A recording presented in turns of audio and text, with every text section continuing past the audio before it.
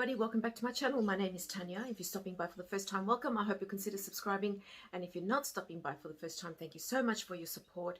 Don't forget to give me a thumbs up. That helps with the algorithm, that helps me grow. Thank you so much. And don't forget to hit the notification bell so that you are notified every time I upload a video. Welcome to the third installment of my bag stories, my luxury bag stories. And the bag that I am wanting to showcase to you today and to give you a background story to today is my ever so beautiful Lisa. I know you love this bag. I love it too. This is my Louis Vuitton Montaigne in Empreinte Noire. Empreinte means the imprint that's been embossed into the leather, and it also represents this particular type of leather, and noir is the French word for the color black. A lot of people can't pronounce noir. They usually, well, some people tend to say, I can't even say it incorrectly. They say noir or nor, something like that. But OI in French is like a w sound. So the way you would pronounce it phonetically is N-W-A-R, noir.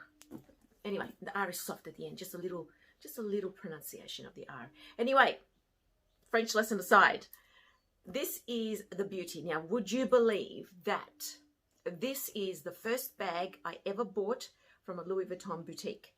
I didn't start off with your Speedy, and I didn't start off with the, what's the other one? The Neverfull, and I didn't start off with the pochette and all that sort of business. I went straight to the top. Well, aside from the capucine quality, or the alligator or anything like that, I went straight for this. I did actually consider the canvas version, and I still do love the canvas version. I really love it. But at the time, I wanted the leather one because I really did believe that the leather would be better, hold its value more, and have more longevity. Now, currently, as we speak, as I sit here doing this, I wish I had gotten the BB, but at the time, BB bags and those really little bags were starting to sort of be more popular, and I thought they were ridiculous because I thought you can't even put anything in there. But I wish now I had gotten that, although this is a keeper. This is one of those forever bags because of what it means to me and because of its size. And as I get older, I will probably find myself using larger bags anyway. I don't know, we'll see. But let me launch into the story behind this bag.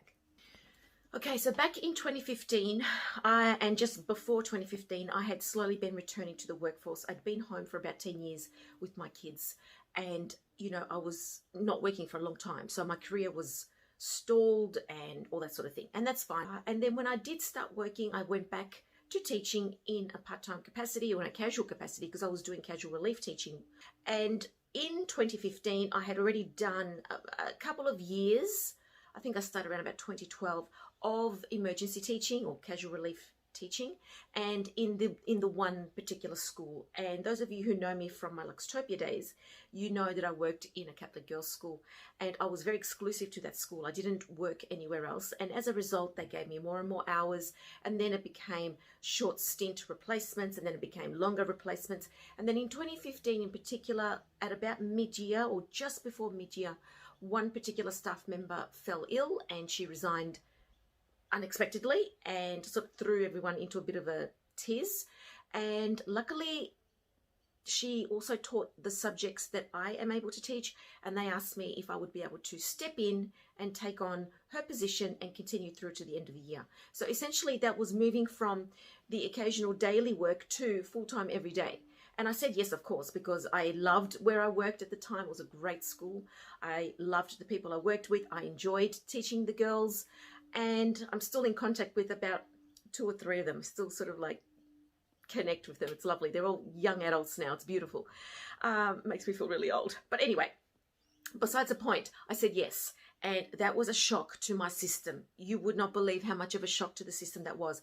Because the thing is, as a working mum, it's the mum in most cases who was expected to still keep everything going, still keep everything afloat. So home life still had to happen. Cooking and cleaning still had to happen a certain way, as was expected. The kids, getting the kids to and from school, my job. You know, like, and then I had to be at school or at work by a certain time, which meant that I had to have my kids at their school earlier. And that was problematic at times too, because the school wouldn't allow them to be there too early, or then you had to put them into before school care. But then I was also putting them into after school care. So it was becoming quite expensive. Anyway, long story short, I did struggle mentally in 2015 because I felt that pressure to make sure that everything else was kept afloat. So all the after school activities and still keeping an eye on the kids and their learning as well and all that sort of thing. And it was difficult for me. And you know, for my ex, he just continued on doing what he was doing anyway. I mean, he was already working full time, but he wasn't doing all the kids stuff. So I was left with all of that. So what I had said to myself that time was, well, stuff this. I'm going to buy myself something to celebrate and to be a reward for me at the end of the year. And that was round about the time I was starting to get involved in Louis Vuitton. I was starting to get involved in YouTube. I was starting to show a real interest in purchasing these items. And I was really researching and exploring. And that's when I decided that I was going to get this bag. So I designated the amount that I would spend on this. And I did have a little bit of a small inheritance from my grandmother that I put towards this. It was just a small monetary gift. And I put towards a purchase of this. And there she is. So this bag to me represents hard work, hours and hours and hours of running around up and down with my kids, spending, you know, all those extra hours at work after the school day, because a lot of people say school teachers just work from 8:30 to 3:30. No, we don't. We work a lot more hours. Yes, we get a lot of holidays throughout the year. Well, here in Australia anyway, but we don't just work those hours, we work hard. This bag represents everything to me: my resilience, my dedication, my stubbornness, my research, everything. And this kept me going when I had those long nights after having come home late, dealt with my kids, cooked, cleaned, put them to bed, and then I would sit down and start doing my marking or my preparation. Mostly it was the marking because I had a heavy load, and so there was a lot of marking, and especially in my subject areas I have a lot of marking to do. So there were times when I just wanted to pack it all in and I wanted to say, no, stuff this, no way, but I didn't, because I really, really wanted to prove myself and to myself that I could in fact do it. And content wise, let's say ability wise to teach, that wasn't a problem. Got that down pat. And I'm sorry if I come across bragging, but I've been teaching long enough to know. It was about trying to juggle everything and just make everything work. So this bag represents that to me. And you know, without letting this become a social commentary of any kind, working mums really do feel the pressure, because you're expected to be an awesome mum, you're expected to be an awesome employee or manager or whatever you are. And it's hard to juggle and make both of those work, because usually if both of those do eventuate in awesomeness, right, if I can say that, something's got to give, and it's an emotional breakdown or psychological or something. You know, at some stage you feel like you're cracking. So heads up to and applause to all the working mums out there, because it's not easy, and I know. So when I purchased this, I actually purchased this from the Collins Street store, and it was quite a big to-do, and it was a day when my eldest Samuel was home from school. The younger two were still at school, and he had finished earlier, and I went into the city with my mum. She came with me, and I wanted her to sort of take part in the experience. And my son, because I didn't want to leave him home alone, he came with us too. Poor thing was bored, but he was so good. He just like sat through the whole thing, and he was so patient. And then we went and had lunch, and if I can find my photo, I'll show it here, of me standing in front of Louis Vuitton, having the photo taken. I was proud as punch, honestly. And this to me represents that difficult time. I absolutely love this bag.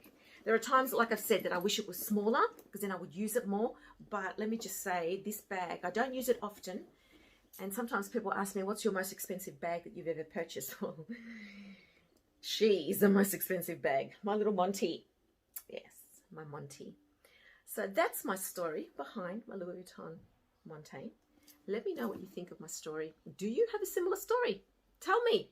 I look forward to reading your comments. So take care, everybody. God bless, and I'll see you next time.